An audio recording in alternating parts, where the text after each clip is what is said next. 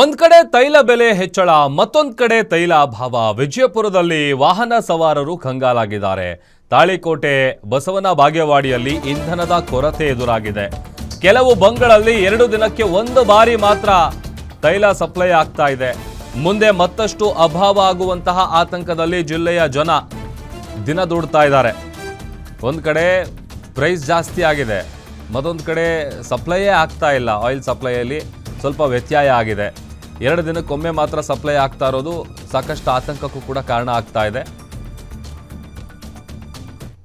ಮಧ್ಯಪ್ರಾಚ್ಯ ರಾಷ್ಟ್ರಗಳಲ್ಲಿ ಹೆಚ್ಚುತ್ತಿರುವಂತಹ ಯುದ್ಧದ ಕಾರ್ಮೋಡದಿಂದಾಗಿ ಕಳೆದ 1 ತಿಂಗಳಲ್ಲಿ ಪೆಟ್ರೋಲ್ನ ದರ 8 ರೂಪಾಯಿ 1 ಪೈಸೆ ಹಾಗೂ ಡೀಸೆಲ್ನ ದರ 7 ರೂಪಾಯಿ 82 ಪೈಸೆಯಷ್ಟು ಈಗ ಹೆಚ್ಚಳ ಆಗಿರುವಂತದ್ದು. ಈ ಒಂದು ಹಿನ್ನೆಲೆಯಲ್ಲಿ ನಾವೊಂದು ಭಾರತ್ ಪೆಟ್ರೋಲಿಯಂ ಬಂಕ್ ನಲ್ಲಿ ಇದೀವಿ. ಈಗ ಒಂದು ನೋಡ್ತಾ ಇರೋ ಹಾಗೆ ಆ ಒಂದು ಭಾಗದಲ್ಲಿ ಜನ ಪೆಟ್ರೋಲ್ ಅನ್ನ ಹಾಕಿಸ್ತಾ ಇದ್ದಾರೆ.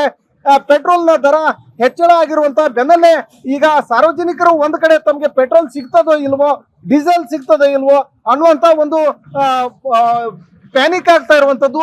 ಕೆಲವು ಕಡೆ ಈಗ ಪೆಟ್ರೋಲ್ಗಾಗಿ ಜನ ಮುಗಿ ಬೀಳ್ತಾ ಇರುವಂತದ್ದು.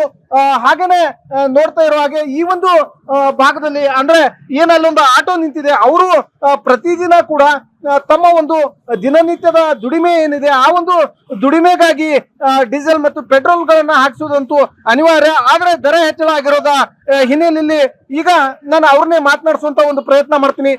ಸರ್, ಈಗ 1 ತಿಂಗಳಲ್ಲಿ ಸರಿ ಸುಮಾರು 4 ಬಾರಿ ಪೆಟ್ರೋಲ್ ಮತ್ತೆ ಡೀಸೆಲ್ ನ ದರ ಹೆಚ್ಚಳ ಆಗಿದೆ. ಏನೆಲ್ಲ ಅನುಭವಿಸ್ತಾ ಇದ್ದೀರಿ ಅಂತ? ಏನಿಲ್ಲ, ಮತ್ತೆ ಬಾಡಿಗೆ ಸೇಮ್ ಅದಾವ್ರಿ, ಅದ್ರಾಗ ಏನು ಫರಕ್ ಇಲ್ಲ. ಮತ್ತೆ ದಿನ ಏನ್ ಮಾಡೋದು ಅದನ್ನ ಮಾಡ್ತೀವಿ. ಈಗ 4 ಬಾರಿ ಡೀಸೆಲ್ದು ಪೆಟ್ರೋಲ್ದು ರೇಟ್ ಹೆಚ್ಚಳ ಮಾಡಿದ್ರು. ನೀವು ಬಾಡಿಗೆ ಹೆಚ್ಚಳ ಮಾಡಿದ್ದೀರಾ ಅಥವಾ ಏನ್ ನಡೀತಾ ಇದೆ? ಮಾಡಿಲ್ಲ, ಬಾಡಿಗೆ ಹೆಚ್ಚಳ ಮಾಡಿಲ್ಲ, ಅದೇ ಬಾಡಿಗೆ ಸೇಮ್ ಅದರೊಳಗೆ ನಡಬೇಕು. ಅದರಾಗ ಚೇಂಜಸ್ ಇಲ್ಲ ಬಾಡಿಗೆ ಒಳಗೆ.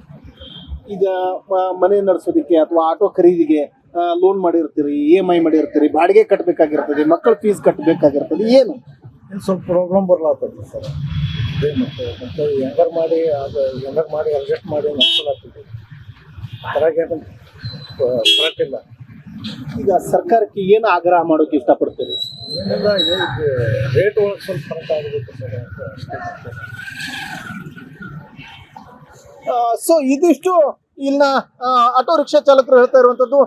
ಪ್ರತಿನಿತ್ಯ ಏನ್ ಮನೆಯನ್ನ ನಡೆಸ್ತಾ ಇದ್ವಿ, ದುಡಿಮೆಯನ್ನ ಮಾಡ್ತಾ ಇದ್ವಿ, ಆ ಒಂದು ದುಡಿಮೆಗೂ ಕೂಡ ಹೊಡೆತ ಬೀಳ್ತಾ ಇದೆ. ಪೆಟ್ರೋಲ್ ಡೀಸೆಲ್ ನ ದರ ಹೈಕ್ನಿಂದಾಗಿ ಸಾರ್ವಜನಿಕರ ಜೀವನ ಸಂಕಷ್ಟಕ್ಕೆ ಈಡಾಗ್ತಾ ಇದೆ ಅನ್ನುವಂತ ಮಾತನ್ನ ಅವ್ರು ಹೇಳ್ತಾ ಇರುವಂತದ್ದು. Deepak Shinde, guarantee news, Vijayapura.